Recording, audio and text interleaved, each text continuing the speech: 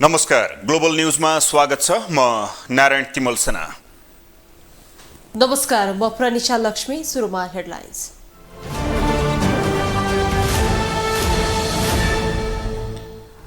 नक्कली शरणार्थी प्रकरणमा उच्च तहको राजनैतिक सेटिङ। एमाले सचिव टोप बहादुर रायमाझी सहित 3 जनामाथि पक्राउ पूर्जी जारी। सचिव टेक नारायण पाण्डेलाई 3 दिनको म्याद थप। प्रधानमन्त्री प्रचण्डले गरे 9औं पटक मन्त्री परिषद विस्तार। कांग्रेसबाट धनराज गुरुङ, मोहन बस्नेत र डिक बहादुर लिम्बू बने नयाँ मन्त्री। भोलि दिउँसो 3 बजे शपथ। सरकारको सिफारिसमा राष्ट्रपति पौडेलद्वारा संघीय संसदको अधिवेशन आह्वान। वैशाख 24 गते बेलुका 4 बजेका लागि बैठक बोलाइयो। मिटर ब्याज पीडितलाई लक्षित गरी अध्यादेश जारी। भारतमा एकै दिन 4.5 लाख नागरिकले गरे हवाई यात्रा। आन्तरिक हवाई सेवामा नयाँ कीर्तिमान। जनसङ्ख्याको कीर्तिमान पनि भारतसँगै। र नेपाली राष्ट्रिय क्रिकेट टिमका सदस्यलाई जनै 6 लाख रुपियाँ दिने सरकारको घोषणा। कृतिपुर मैदानलाई अन्तर्राष्ट्रिय स्तरको बनाउन बजेट विनियोजन गर्ने निर्णय।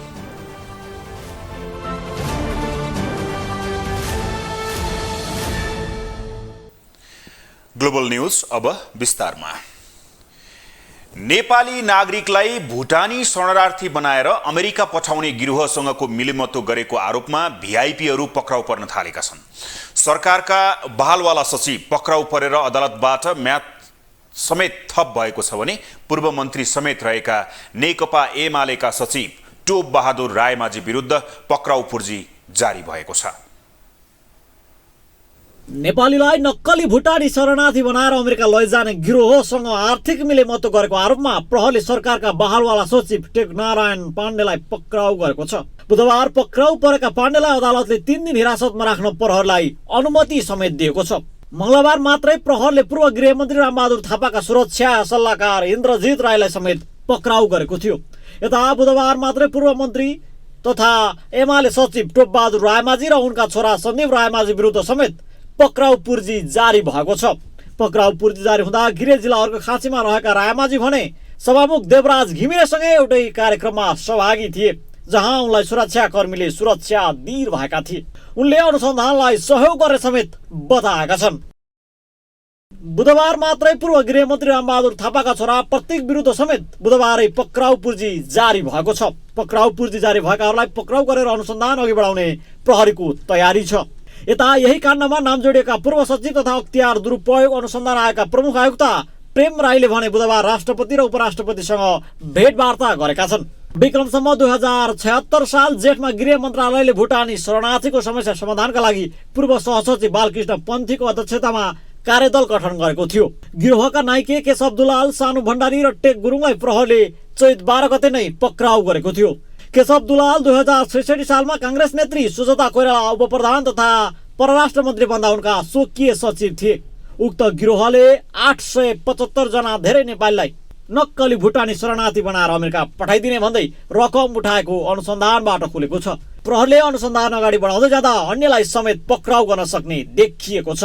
यता गृहमन्त्री नारायण काजी श्रेष्ठले भने अपराधमा संलग्न जोसुकै भए पनि कारबाही गर्ने दाबी गरेका छन्। प्रधानमन्त्री पुष्पकमल दाहाल प्रचण्डले फेरि मन्त्री परिषद विस्तार गर्नुभएको छ। प्रधानमन्त्री पुष्पकमल दाहालको सिफारिसमा राष्ट्रपति रामचन्द्र पौडेलले संविधानको धारा 76 को उपधारा 9 बमोजिम बुधबार 3 जना मन्त्रीहरू नियुक्त गरी कार्यभार तोक्नु भएको छ। नेपाली कांग्रेसबाट उपसभापति धनराज गुरुङ, कानून न्याय तथा संसदीय मामिला मोहन बहादुर बस्नेत, स्वास्थ्य तथा जनसङ्ख्या र डिक बहादुर लिम्बू युवा तथा खेलकुद मन्त्री बन्नु भएको छ। सत्ता गठबन्धनमा नेपाली कांग्रेसको भागमा परेका 8 मन्त्रालय मध्ये बाँकी रहेका 3 वटा मन्त्रालयमा मन्त्री नियुक्त भएका हुन्। कांग्रेसबाट यसअघि पूर्णबहादुर खड्का उपप्रधान तथा रक्षा, प्रकाश शरण महत अर्थ, रमेश रिजाल उद्योग वाणिज्य तथा आपूर्ति, एनपी साउद परराष्ट्र र सीता गुरुङ शहरी विकास मन्त्री नियुक्त भइसकेका छन्। मन्त्री नियुक्त भएका गुरुङ र लिम्बू कोइराला समूहका नेता हुन् भने बस्नेत संस्थापन पक्षका नेता हुनुहुन्छ। यसअघि गठबन्धनमा कांग्रेसले 8 मन्त्रालय पाउने सहमति भएपछि नेता कोइराला समूहले त्यसमध्ये 3 जना मन्त्री पाउनुपर्ने दाबी गर्दा मन्त्री परिषद विस्तार रोकिएको थियो। राष्ट्रपति कार्यालयका अनुसार मन्त्रीहरूको शपथ बिहीबार दिउँसो 3 बजे हुनेछ। अझै वन तथा वातावरण र खानेपानी मन्त्रालय खाली छ।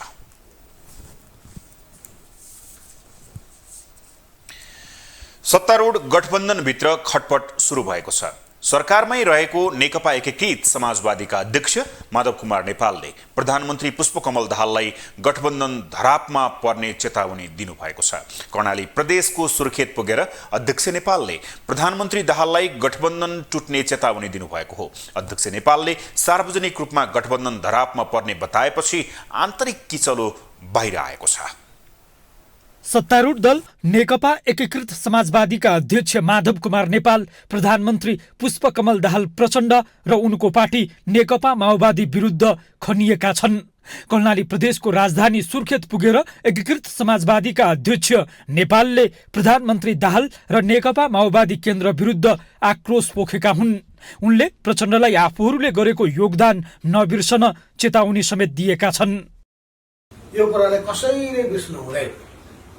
यही कर्णाली प्रदेशमा प्रदेश सरकारको निर्माण गर्दाखेरि हाम्रो पार्टीलाई पुरै व्यवस्था गरिएको छ। यस्तो कार्यप्रति हामी अत्यन्तै धेरै दुखित पनि छौँ र यस्ता कार्यको बारे वास्तवमा भन्नु छ भने आलोचना मात्रै होइन, कहिलेकाहीँ त निन्दा पनि गर्न मन लाग्छ। यो बहुत गलत काम भएको छ। म माओवादी पार्टीलाई भन्न चाहन्छु, त्यसका अध्यक्ष प्रधानमन्त्री पुष्पकमल दाहाल प्रचण्डजीलाई भन्न चाहन्छु, माओवादीका यस प्रदेशका नेताहरूलाई भन्न चाहन्छु, तपाईँले जसरी हामीलाई व्यवस्था गरेर सरकारमा एकलौटी गर्नुभएको छ, यो हामीलाई स्वीकार्य छैन। यस्तै यस्तै खालका प्रवृत्तिहरू हुर्किँदै जाने हो भने अनि मान्छेले प्रश्न उठाउनु स्वाभाविक हो कि यो गठबन्धन टिक्छ कि टिक्दैन भन्ने कुरा आउँछ। अध्यक्ष नेपाल माओवादी केन्द्र विरुद्ध रिसाउनुको कारण हो कर्णाली प्रदेश सरकारमा भाग नपाउनु। कर्णालीमा माओवादीको दम्भ र घमण्ड देखिएको नेपालको आरोप छ, जसका कारण आफूले मनको पीडा पोखेको नेपालको गुनासो छ। प्रचण्डमाथि आक्रोश पोख्दै नेपालले प्रचण्ड ओलीको शरणमा गए पनि त्यहाँ टिक्न नसकेर चुनावी गठबन्धनमै फर्किएको तर गठबन्धनको स्क्रिप्ट अनुसार काम गर्न नसकिरहेको आरोप लगाएका छन्। देश र जनताको पक्षमा रहेर काम गरून् भन्ने चाहना रहेको भन्दै उनले सीमित साधन स्रोतको अधिकतम प्रयोग गर्न प्रचण्डलाई सुझाव दिएका छन्। तर यो अति भएपछि खतै हुन्छ भन्ने कुरा पनि समयमा बुझ्नुपर्ने आवश्यकता छ भन्ने कुरालाई समेत तपाईँहरूको माध्यमबाट जोड लगाएर हुन त आजै भेटघाट भइरहेछ, तर सञ्चार माध्यमबाट पनि एउटा सन्देश दिनुपर्ने भएको हुनाले यहाँका जनता हाम्रो पार्टीका कार्यकर्तालाई परेको पीडालाई समेत सम्बोधन गर्ने हिसाबले मैले यहाँ प्रकट गरिहालेँ मैले। र यो प्रकट गरिसकेपछि बल्ल पीडा र वेदना कति छ भन्ने कुरा बुझ्ने, मनलाई पनि शान्ति प्राप्त हुने भएको हुनाले यो कर्णालीबाट शान्ति प्राप्त गरेर फर्किने कुरा सोचेर अब म काठमाडौँतर्फ प्रस्थान गर्दैछु। प्रचण्ड र नेपालको सम्बन्ध भने लामो छ। तत्कालीन नेकपा हुँदै एउटै कित्तामा रहेका नेपाल र प्रचण्ड राजनीतिक यात्रामा अहिले पनि एकअर्काका सहयात्री हुन्। माओवादी केन्द्र र एकीकृत समाजवादी सहितको समाजवादी मोर्चा बनाउने तयारी भइरहेका बेला नेपालले प्रचण्डसँग चित्त दुखाएका हुन्। यसले सत्ता गठबन्धनभित्रको असन्तुष्टि समेत सार्वजनिक भएको छ। त्यसो त रासोपालाई समेत सरकारमा सहभागी गराउने प्रयास सुरु भएका बेला केन्द्रमा समेत नेकपा एकीकृत समाजवादीका मन्त्रीहरूलाई मन्त्रालय परिवर्तन गराउने तयारी समेत सुरु भएको छ। यस्तोमा अध्यक्ष नेपालले सार्वजनिक रूपमै आलोचना गर्दा गठबन्धनकै भविष्यमाथि समेत प्रश्न उठेको छ। ग्लोबल टेलिभिजनका लागि कैलाश कठायत, काठमाडौँ। राष्ट्रपति रामचन्द्र पौडेलले संघीय संसदको दुवै सदनको अधिवेशन आह्वान गर्नुभएको छ। वैशाख 24 गते आइतबार अपराह्न 4 बजेका लागि नयाँ बानेश्वर स्थित अन्तर्राष्ट्रिय सम्मेलन केन्द्रमा बैठक आह्वान गरिएको हो। नेपालको संविधानको धारा 93 को उपधारा 1 बमोजिम संघीय संसदको दुवै सदनको अधिवेशन आह्वान भएको सूचनामा उल्लेख छ। आजै सरकारले वैशाख 24 गते संसदको बजेट अधिवेशन बोलाउन राष्ट्रपति समक्ष सिफारिस गरेको थियो। बुधबार बसेको मन्त्री परिषद बैठकले संसदको बजेट अधिवेशन वैशाख 24 गते बोलाउने निर्णय गरेको थियो। परासी आयुर्वेद स्वास्थ्य केन्द्रको भवन निर्माणार्थ उपयोग गर्न स्वीकृति दिने भन्ने निर्णय पनि भएको छ र वन तथा वातावरण मन्त्रालयको प्रस्तावमा सुपर त्रिशुली जलविद्युत आयोजनाको लागि राष्ट्रिय वन क्षेत्रको 21.96 हेक्टर जमिन प्रयोग गर्न दिने स्वीकृति दिने निर्णय गरिएको छ र वन मन्त्रालयकै अर्को प्रस्ताव छ। वन तथा वातावरण मन्त्रालय अन्तर्गत वनस्पति विभागको महानिर्देशक, नेपाल वन सेवा, जनरल फरेस्ट्री समूह राजपत्राङ्कित प्रथम श्रेणीका डाक्टर राधा वाग्लेको राजीनामा दिनुभएको छ उहाँले, र उहाँको राजीनामा स्वीकृत गर्ने भन्ने निर्णय भएको छ।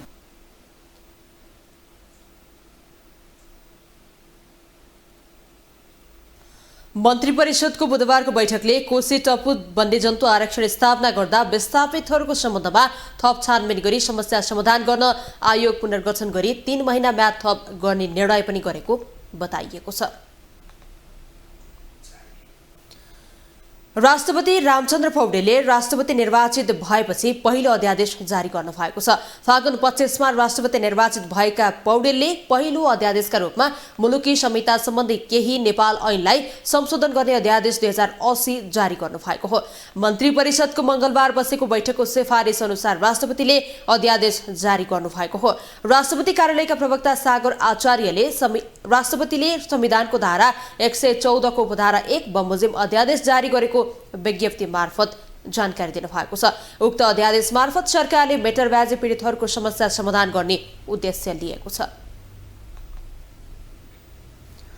सत्तारूढ दलहरू मन्त्री परिषदलाई पूर्णता दिन सहमत भएका छन्। आज बसेको सत्तारूढ दलको बैठकले तत्काल मन्त्री परिषदलाई पूर्णता दिने सहमति जुटाइएको हो। सत्तारूढ दलको बैठकमा आगामी बजेटका बारेमा समेत छलफल भएको छ। वैशाख 24 गते बजेट अधिवेशन आह्वान भइसकेको अवस्थामा बजेटका बारेमा गठबन्धन दलहरूका बीचमा छलफल भएको हो। सत्ता गठबन्धनका बीचमा आगामी बजेटका बारेमा छलफल सुरु भएको छ। बुधबार प्रधानमन्त्रीको सरकारी निवास बालुवाटारमा बसेको बैठकले बजेट अधिवेशन आह्वान भइसकेको अवस्थामा बजेटका प्राथमिकताका बारेमा छलफल गरेको हो। वैशाख 24 गते संसदको बजेट अधिवेशन आह्वान भइसकेको र संसदमा पूर्व बजेट छलफल समेत चलाउनु पर्ने भएकाले बजेट कस्तो ल्याउने भन्ने विषयमा सत्तारूढ गठबन्धनका बीचमा छलफल सुरु भएको हो। सरकारले बजेट कस्तो ल्याउने भन्ने विषयबारे सत्तारूढ दलहरूलाई पहिले जानकारी गराउने विषयमा समेत गठबन्धन दलहरूका बीचमा सहमति जुटेको छ। मूलतः आज सरकारमा संलग्न दलका मुख्य नेताहरू, शीर्षस्थ नेताहरूको छलफल भएको छ र अब 24 गते संघीय संसदको अर्को अधिवेशन बोलाइसकेका अवस्था छ। अनि 24 गते पछिको संसदको अधिवेशनमा के कुराहरू गर्ने भन्ने बारेमा छलफल भयो। जस्तो उदाहरणका लागि अब सबैभन्दा पहिला बजेटका सिद्धान्त र प्राथमिकताहरू ल्याउनुपर्छ, जसलाई हामीले प्री बजेट छलफल भन्छौँ।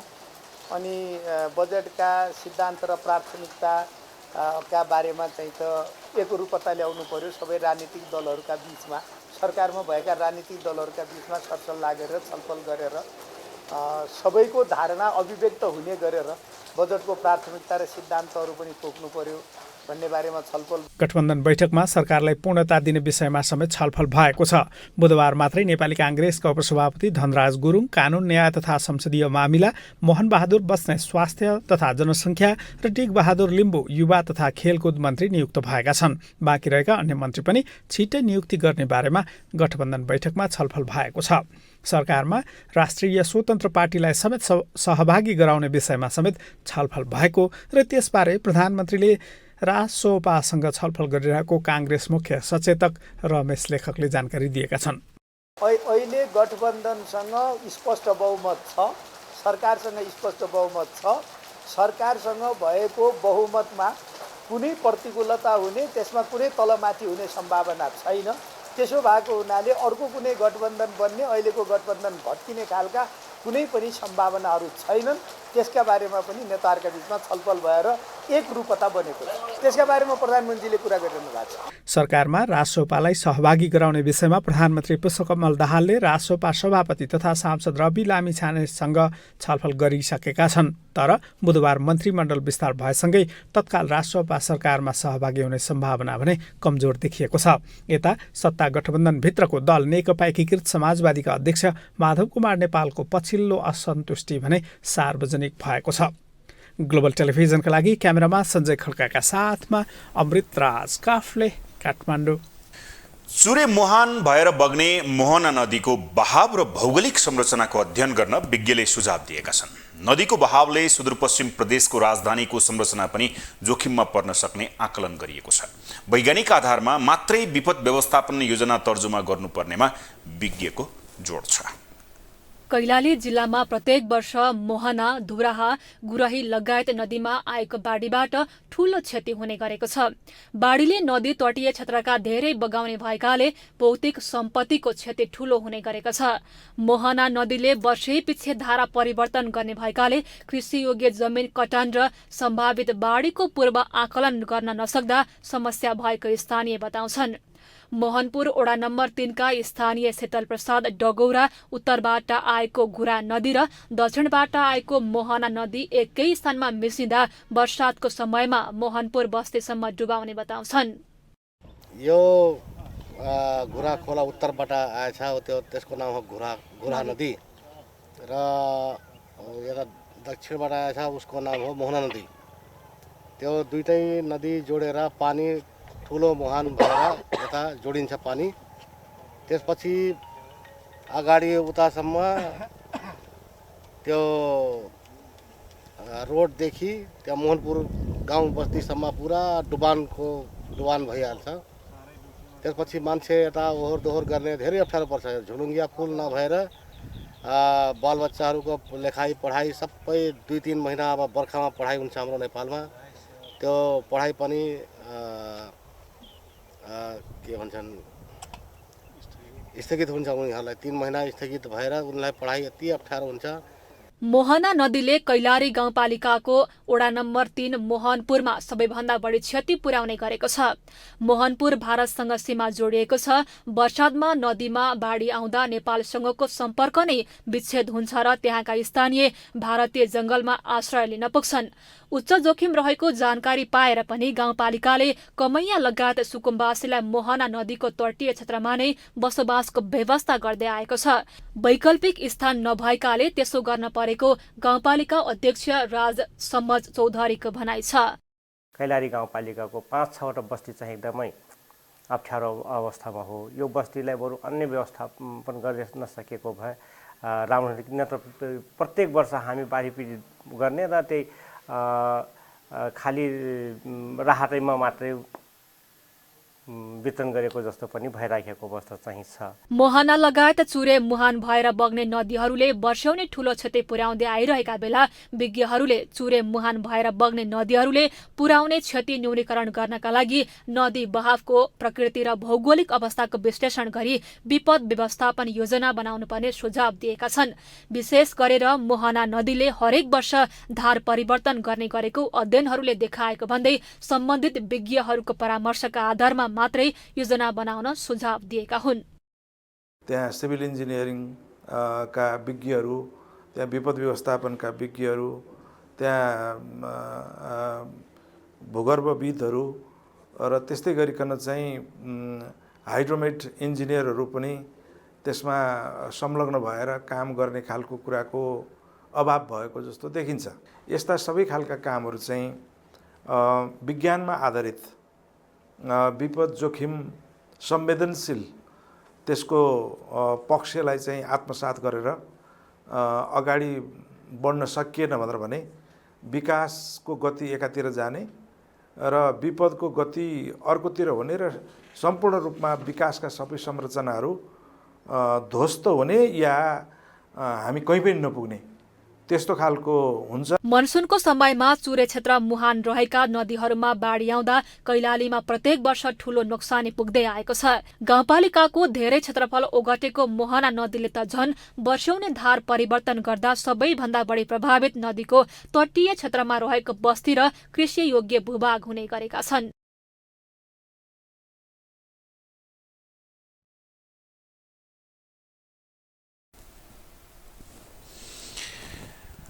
अविलम्ब प्रधान न्यायाधीशको नियुक्ति गर्न माग गर्दै नेपाल बार एसोसिएसनले आन्दोलन जारी राखेको छ। बुधबार पनि नेपाल बार परिसरमा कानून व्यवसायीहरूले आन्दोलन जारी राखेका हुन्। उनीहरूले तत्काल प्रधान न्यायाधीश नियुक्ति गर्न माग गरेका छन्। आन्दोलनका क्रममा सञ्चारकर्मीहरूसँग कुरा गर्दै नेपाल बार एसोसिएसनका अध्यक्ष गोपाल कृष्ण घिमिरेले न्यायपालिका प्रमुख अविलम्ब पाउनुपर्ने बताउनुभयो। उहाँले अटोमेटिक ढङ्गबाट पेशी व्यवस्थापन प्रणाली हुनुपर्ने बताउनु भएको छ। उहाँले नेपालका विभिन्न निकायहरू आफ्नो भूमिकाबाट टाढिँदै गएको बताउनु भयो। यो भनाइहरू राख्दाखेरि प्रमुख रूपमा नेपालको न्यायपालिकाले प्रमुख पाउन नसकेको विषय प्रमुख रूपमा रह्यो। यो कुरा यहाँहरूले हेर्नु भएको छ। अटोमेटिक ढङ्गबाट पेशी व्यवस्थापन सिस्टम अगाडि बढ्न सकेन, जुन कुरा वर्तमान न्यायपालिकाको नेतृत्वले नै भनेको हो। यो नेपाल बारको पनि एजेन्डा हो। यो कुरालाई चाहिँ यहाँहरूले बुझिराख्नु भएको छ। यो कुरा पनि पुरा हुन सकेन। यसरी हेर्दाखेरि व्यथितिको कुरा एकातर्फ मात्रै छैन, व्यथितिको कुरा जताततै छ भन्ने कुरा देख्न सकिन्छ। नेपाल बार एसोसिएसनका पूर्व अध्यक्ष चण्डेश्वर श्रेष्ठले नेपाल बारको आन्दोलन व्यक्तिको लागि नभएर संस्थाको लागि र अदालतमा भइरहेको गलत कामहरूको लागि भएको बताउनु भयो। उहाँले उच्च र जिल्ला अदालतहरूमा बाँकी न्यायाधीश तत्काल पूर्ति गर्नुपर्ने माग गर्नुभयो। कानुन व्यवसायीहरूले संवैधानिक दायित्व पूरा गर, प्रधान न्यायाधीश नियुक्ति अविलम्ब गर, सर्वोच्च अदालत र सबै अदालतहरूमा रिक्त रहेका न्यायाधीश तत्काल नियुक्ति गर, स्वतन्त्र न्यायपालिकाको रक्षा गरौं लगायतका प्लेकार्ड बोकेर विरोध जनाएका थिए। राष्ट्रिय मानवाधिकार आयोगका अध्यक्ष तप बहादुर मगरले कुनै पनि बहानामा प्रेसमाथि अंकुश लगाउन नहुने बताउनु भएको छ। बुधबार विश्व प्रेस स्वतन्त्रता दिवसका अवसरमा काठमाडौँमा आयोजित कार्यक्रममा उहाँले प्रेस जगतले निष्पक्ष, स्वतन्त्र र मर्यादित भई घृणायुक्त अभिव्यक्तिबाट पृथक भएर काम गर्नुपर्ने बताउनु भएको हो। उहाँले स्वतन्त्र प्रेसका मूल्य मान्यतालाई आत्मसात गर्दै आम जनतालाई सुसूचित गराउने वातावरण सरकारले तयार बनाउनु पर्ने बताउनु भयो। उहाँले मुलुकको मर्म बमोजिम प्रेसको रक्षा गर्नु सबैको दायित्व रहेको बताउनु भयो। लगाउने कार्य गरिनु हुँदैन। प्रेस जगतले समेत निष्पक्ष, स्वतन्त्र र मर्यादित भई घृणायुक्त अभिव्यक्तिबाट पृथक रहेर कार्य गर्नु पर्दछ। स्वतन्त्र प्रेसका मूल्य मान्यतालाई आत्मसात गर्दै नागरिकहरूलाई सुसूचित गराउने उपयुक्त वातावरण सरकारले तय गर्नै पर्दछ। लोकतान्त्रिक शासन व्यवस्था नागरिकहरूको सुसूचित हुन पाउने अधिकारको सुनिश्चितता गर्दै प्रेस स्वतन्त्रतालाई संविधानको मर्म बमोजिम रक्षा गर्नु सबैको क्रियाशील रहनु सबैजना क्रियाशील रहनु पर्दछ। पत्रकार महासंघका अध्यक्ष विपुल पोखरेलले प्रेसलाई नियन्त्रण, आक्रमण, आफू अनुकूल लेख्न लगाउने प्रवृत्ति अझै कायम रहेको बताउनु भयो। उहाँले नेपालमा अझै प्रेसमाथि नियन्त्रण तथा आक्रमणका घटना हुँदै आएकोले नेपालमा प्रेस स्वतन्त्रताको सवालमा सुरक्षित छौं भन्ने अवस्था नभएको बताउनु भयो। उहाँले प्रेस स्वतन्त्रतामाथि राज्य पक्ष तथा गैर राज्य पक्षबाट आक्रमण गर्नेलाई कानुनी रूपमा कारबाही गर्ने प्रक्रियाको थालनी हुन जरुरी रहेको पनि बताउनु भयो। उहाँले नेपालमा प्रेसमाथि आक्रमण गर्नेहरू अहिलेसम्म कानुनी दायरामा आएको नपाएको बताउनु भयो। गर्ने प्रवृत्ति, प्रेसलाई आफ्नो थ्रेटमा राखेर आफू अनुकूल लेख्न लगाउने प्रवृत्ति, ती सबै प्रवृत्तिहरू जस्ताको तस्तै रहेको हामीले देखेका छौँ। त्यसकारण हामी अहिले पनि प्रेस स्वतन्त्रताका सवालमा सुरक्षित छौँ भन्न सकिने अवस्था छैन। यसले गर्दा प्रेस स्वतन्त्रतामाथि आक्रमण गर्ने पक्ष, चाहे त्यो राज्य पक्ष होला चाहे गैर राज्य पक्ष होला, प्रेस स्वतन्त्रतामाथि आक्रमण गर्ने पक्षलाई कानुनी रूपमा कारबाही गर्ने एउटा पद्धति, त्यो संस्कारको, त्यो प्रक्रियाको थालनी हुन जरुरी छ भन्ने मलाई लाग्दछ। र हामीले अब त्यो लाइनबाट, त्यो कोणबाट पनि छलफल बहस अगाडि बढाउनुपर्छ भन्ने मलाई लाग्छ। प्रेसलाई थ्रेट गर्नेहरू अहिलेसम्म पनि कहिले पनि कानुनी दायरामा आएको हामीले देख्दैनौँ। प्रेसलाई धम्क्याउनेहरूले त्यो सामना गर्न, कानुनी एउटा के अरे सामना गर्न परेको पनि हामीले देखिराखेको अवस्था छैन भने यो दण्डहीनताको जुन अवस्था छ, यसले प्रेसलाई डिस्करेज गर्ने, डोमिनेट गर्ने, थ्रेट गर्ने प्रवृत्तिहरू विद्यमान रहेको देखिन्छ।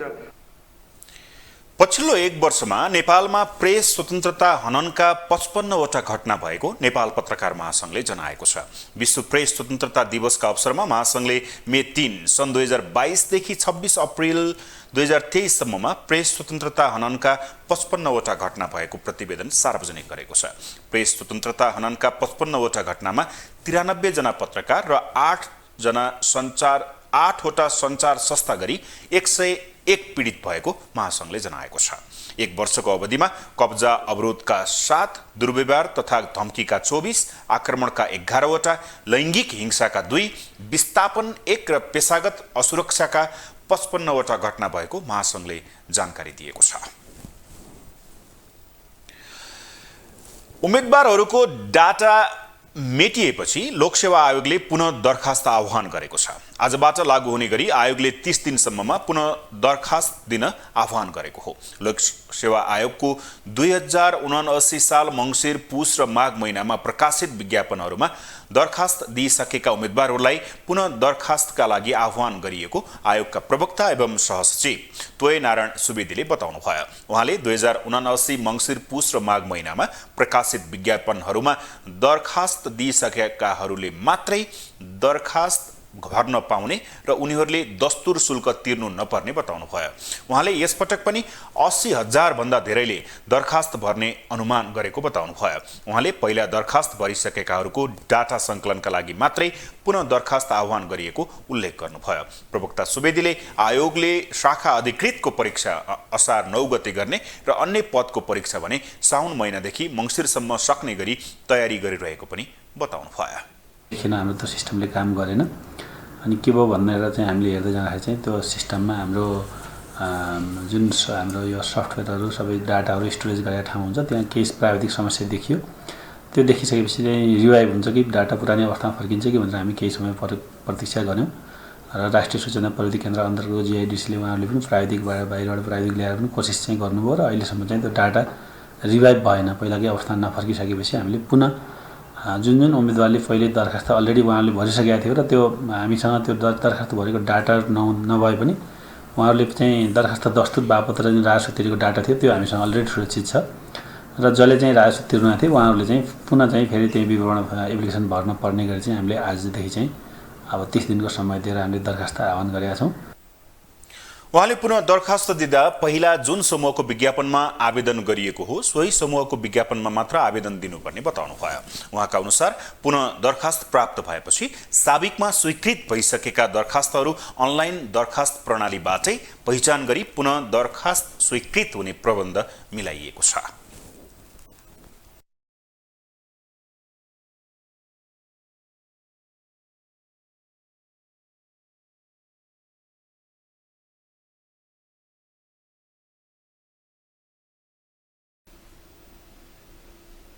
अब इन्टरनेशनल न्यूज।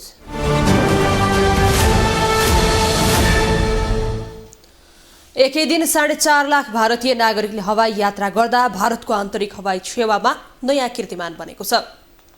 गत आइतबार एकै दिन 4,66,082 यात्रुले उडान गरेपछि आन्तरिक हवाई सेवामा एकै दिन सबैभन्दा धेरै व्यक्तिले उडान गरेको कीर्तिमान बनेको हो। त्यस्तै केही समय अघि मात्रै भारत विश्वकै सबैभन्दा धेरै जनसङ्ख्या भएको देश बनेको थियो।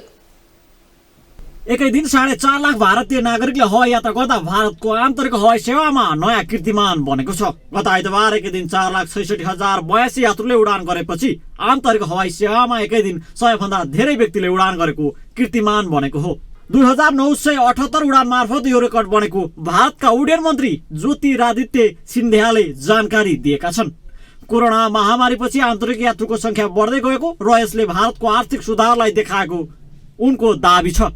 यसअघि इन्टरनेशनल एयर ट्रान्सपोर्ट एसोसिएसनको एक विवरणले भारतमा आन्तरिक उडानमा हुने यात्रा महामारी अघिको अवस्थामा फर्कन थालेको देखाएको थियो। कोरोना महामारीका बेला 2 वर्षसम्म कुनै पनि वृद्धि थिएन, तर अहिले यात्रुको उडान बढिरहेको बताइएको छ। यसअघि सन् 2023 को पहिलो 3 महिनामै 37,50,000 भन्दा बढी यात्रुहरू आन्तरिक जहाजबाट उडेका थिए। भारतको नागरिक उड्डयन महानिर्देशकालयका अनुसार त्यो 1 वर्ष अघिको सोही अवधिको तुलनामा 51.7% को वृद्धि हो।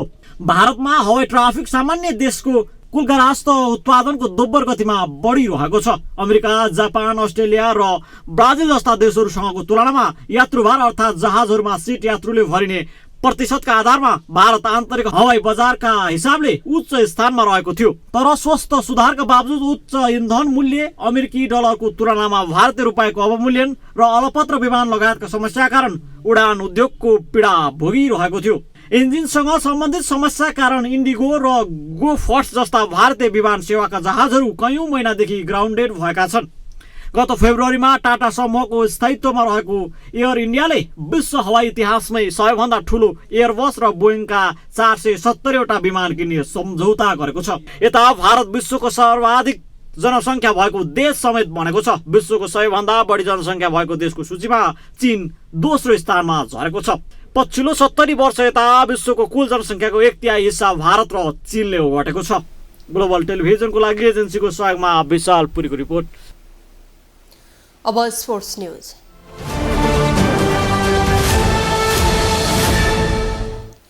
एचसीसी प्रिमियर कपको च्याम्पियन बनेको नेपाली राष्ट्रिय क्रिकेट खेलाडीलाई सरकारले जनही 6 लाख रुपैयाँ दिने निर्णय गरेको छ। बुधबार बसेको मन्त्री परिषदको बैठकले खेलाडीसँगै अफिसियलहरूलाई 3 लाख दिने निर्णय गरेको हो। सरकारले समय समयमा खेलाडीलाई प्रोत्साहन भत्ता दिँदै आएको भए पनि उचित मासिक रकम नदिएको भन्दै सरकारको आलोचना भने हुने गरेको छ। एसीसी प्रिमियम कप विजेता नेपाली क्रिकेट टोलीलाई सरकारले जनही 6 लाख रुपैयाँ दिने निर्णय गरेको छ। बुधबार बसेको मन्त्री परिषदको बैठकले खेलाडी र अफिसियललाई पुरस्कार स्वरूप नगद दिने निर्णय गरेको हो।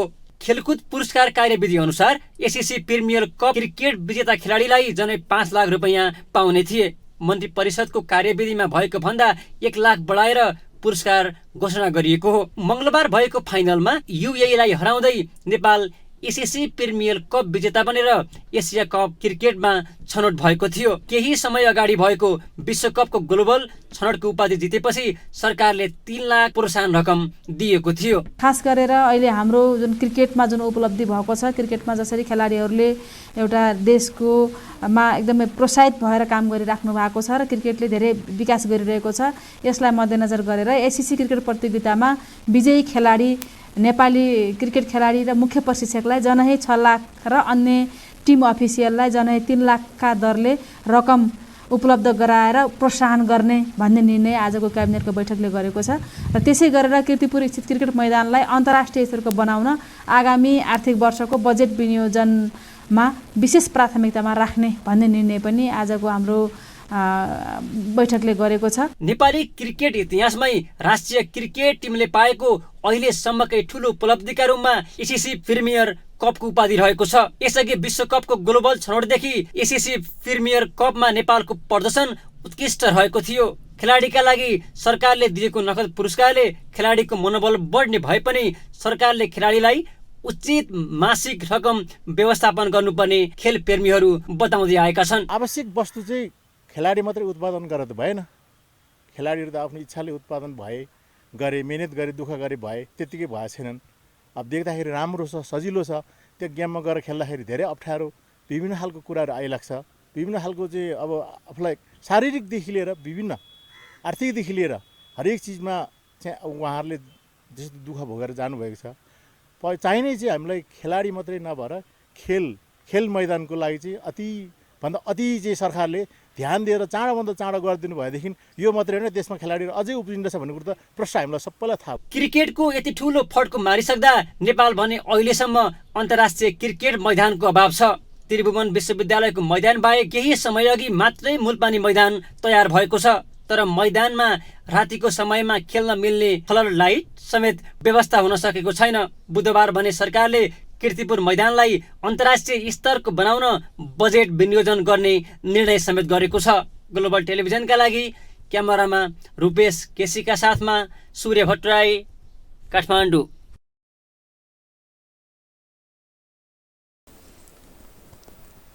अब पालो ग्लोबल भोइसको।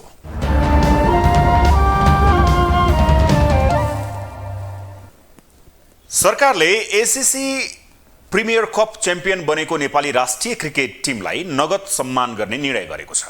एसिया कपमा छनौट भएको टिमका खेलाडीलाई जनै 6 लाख रुपैयाँ दिने निर्णय सरकारले गरेको छ।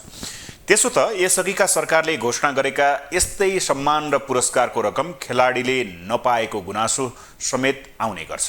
यसै सन्दर्भमा आज हामीले सोधेका छौँ, नेपाली क्रिकेट खेलाडीलाई पुरस्कार दिने सरकारको निर्णय कस्तो लाग्यो? यो त ठिकै हो, उहाँहरूको स्यालेरी चाहिँ पुगेन र उहाँहरूको स्यालेरी चाहिँ अलिक निकै सोध्नुपर्छ सरकारले। यो सांसदको चाहिँ बरु घटाएर उनीहरूलाई चाहिँ एकदमै देश चिनाउने खेलाडी हुन्, यी नेता होइनन्। क्रिकेट खेलाडीले क्रिकेट खेलले चाहिँ नेपाललाई चिनाउने, विदेश दुनियाँ देउन विश्व चिनाइरहेको छ भन्ने कुरा चाहिँ सरकारले गम्भीर रूपमा लिएर हेर्नु पर्यो। उहाँहरूलाई अहिले 6 लाख रुपियाँ दिनुभयो, ठिक छ, 6 लाख के अरे यसताली मात्रै दिएर पुग्ने कुरा होइन, यो निरन्तर दिनुपर्ने कुराहरू हुन्छ। आज चाहिँ खेलाडीहरूले 6 लाख रुपियाँ पायो भनेर उहाँहरू पनि खुसी हुने होइन। उहाँहरूको मेहनत छ, उहाँहरूको दुःख छ, उहाँहरूको कष्ट छ, विभिन्न तरिकाले उहाँहरू त्यो ठाउँमा पुग्नु भएको छ।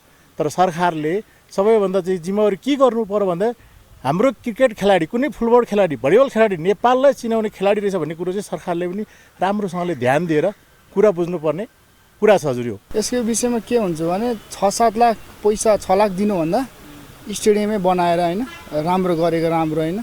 स्टेडियम भएपछि सबले हेर्न नि भयो, खेल्न पनि भयो, पैसा दिनुभन्दा चाहिँ स्टेडियमै दिएको राम्रो। चाहिँ सरकारले जुन खेलाडीहरूको सम्मानको लागि जुन 6-6 लाख रुपियाँ दिने निर्णय चाहिँ मैले चाहिँ त्यसलाई राम्रो रूपमा लिएको छु, किनभने खेलाडीहरूले यो खालको मेहनत गरेका छन्, राष्ट्रको लागि जुन अन्तर्राष्ट्रिय लेभलमा पुर्याउनको लागि जुन मेहनत गरेका छन् त्यसको लागि प्रोत्साहन आवश्यक छ। यस्तो स्पोर्ट्स अथवा अरू एक्स्ट्रा एक्टिभिटिजहरूमा चाहिँ अझ धेरै प्रायोरिटी दिनुपर्छ, किनभने एउटा मान्छेमा पढाइ मात्रै ट्यालेन्ट हुँदैन, धेरै खालको ट्यालेन्ट हुन्छ जसलाई चाहिँ अझ फ्लोरिस गर्न सकिन्छ। सो यो चाहिँ एकदम इम्पोर्टेन्ट हो र स्टेडियम पनि इक्वली नै चाहिन्छ, किनभने without stadium how day practice के। एसिया कप 2023 को आयोजनालाई लिएर भारत र पाकिस्तानका क्रिकेट बोर्ड बीच यति बेला विवाद बढेको छ। पाकिस्तान क्रिकेट बोर्ड जुनसुकै हालतमा एसिया कप आफ्नै भूमिमा आयोजना हुनुपर्ने अडानमा छ, तर भारतीय क्रिकेट बोर्ड भने आफ्नो टिमलाई क्रिकेट खेल्न पाकिस्तान नपठाउने पक्षमा छ। एसियाका यी दुई ठूला क्रिकेट बोर्ड बीच टकराव हुँदा बढ्दै जाँदा एसिया कपको भविष्यमाथि नै खतरा देखिएको छ। एसिसी प्रिमियर कपको च्याम्पियन बन्दै नेपाल एसिया कपमा छनौट भइसकेको छ, तर एसिया कप आयोजनालाई लिएर पाकिस्तान क्रिकेट बोर्ड र भारतीय क्रिकेट बोर्ड बीच विवाद बढेको छ। एसिया कप 2023 आयोजनाको अधिकार पाकिस्तानलाई छ। पाकिस्तानमा लामो समयदेखि एसिया कप आयोजना भएको छैन, तर भारतले भने पाकिस्तानमा क्रिकेट खेल्न नसक्ने अडान लिएको छ, जसका कारण एसिया कप पाकिस्तानमा हुने वा अन्यन्त्र सार्ने भन्ने अझै स्पष्ट भएको छैन। भारतीय क्रिकेट बोर्ड न्युट्रल भूमिमा एसिया कप आयोजना हुनुपर्ने पक्षमा छ, तर पाकिस्तान क्रिकेट बोर्ड भने जसरी पनि आफ्नै देशमा एसिया कप आयोजना गर्ने अडानमा छ। यसरी दुवै बोर्ड आफ्नो अडानमा अडिग रहे भने एसिया कप रद्द हुने सम्भावनालाई नकार्न सकिन्न। पाकिस्तान क्रिकेट बोर्ड हर हालतमा एसिया कप आफ्नै देशमा आयोजना गर्न चाहन्छ। यदि भारत एसिया कप खेल्न आफ्नो देश नआए पाकिस्तानले भारतमा हुने वर्ल्ड कप बहिष्कार गर्ने चेतावनी दिएको समाचार बाहिरिएका छन्। त्यसो त एसिया कपमा भारतीय टिमले उसका खेलहरू पाकिस्तान बाहिर खेल्ने प्रस्ताव पाकिस्तानले गरेको थियो, तर पाकिस्तानले गरेको प्रस्तावमा सुरुवातमा भारतको बोर्ड सकारात्मक देखिए पनि अहिले नकारात्मक देखिएको छ। भारत एसिया कप पाकिस्तान भन्दा बाहिर हुनुपर्ने अडानमा छ। उसो त श्रीलङ्काले पनि प्रतियोगिता आयोजना गर्न चाहेको छ। उता संयुक्त अरब इमिरेट्स UAE पनि प्रतियोगिता आयोजना गर्न बाटो कुरेर बसेको छ, तर पाकिस्तानको क्रिकेट बोर्डले प्रतियोगिता पाकिस्तानमा आयोजना गर्नु बाहेक अन्य विकल्प अस्वीकार गरेको छ। यदि एसिया कप रद्द भएको खण्डमा सबैभन्दा बढी घाटा नेपाललाई हुनेछ, किनकि एसिसी प्रिमियर कपको च्याम्पियन बन्दै नेपाल एसिया कपमा छनौट भइसकेको छ। एसिया कप रद्द भएमा भारत पाकिस्तान विरुद्ध खेल्ने नेपालको सपना चकनाचुर हुनेछ।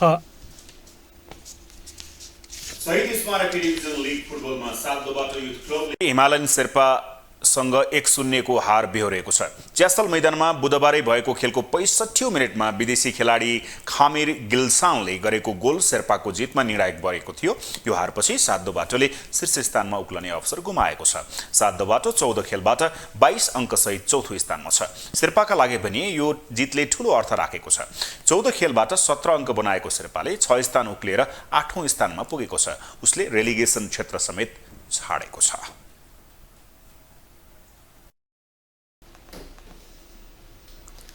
ग्लोबल न्यूजको अन्तिम हेडलाइन्स पुनः एकपटक।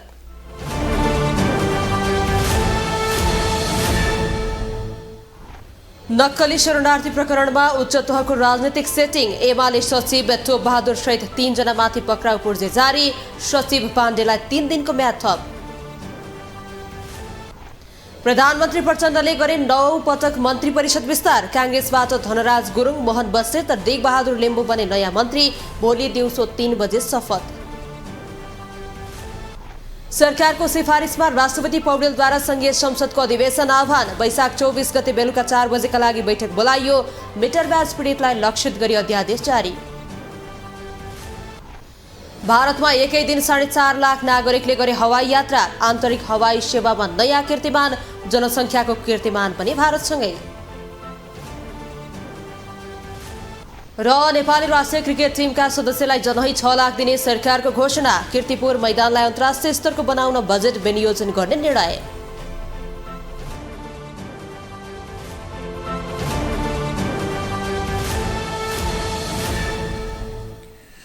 हवस् त ग्लोबल न्यूज अहिलेलाई यति नै। ग्लोबल टेलिभिजन तपाईँ फेसबुक तथा युट्युबमा पनि प्रत्यक्ष हेर्न सक्नुहुनेछ।